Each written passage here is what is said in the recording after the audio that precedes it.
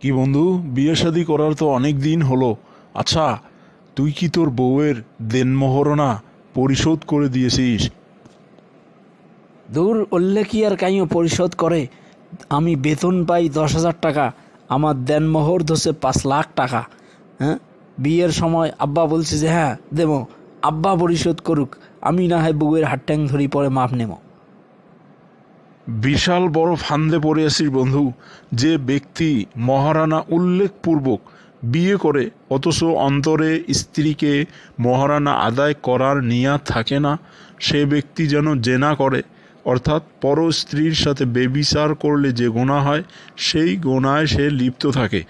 আর যে ব্যক্তি পরিশোধ না করার নিয়তে কারো কাছ থেকে ঋণ গ্রহণ করে পরে আর পরিশোধ করে না, সেই ব্যক্তি হচ্ছে চোর।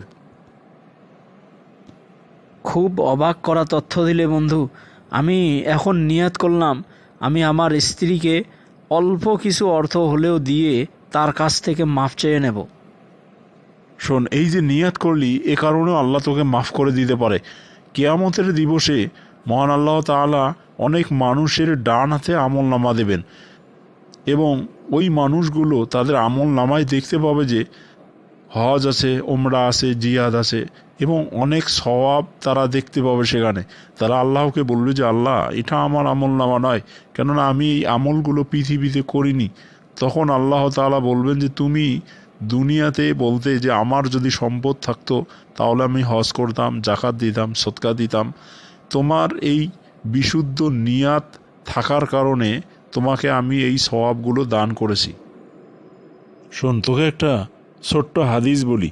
সে হাদিসটায় বলা হয়েছে যে যে ব্যক্তি গুনাহের কাজের নিয়াত করে বা সংকল্প করে অথচ সেই গুনাহের কাজে সে লিপ্ত হয় না, তখন ওই ব্যক্তির পাপ লেখা হয় না।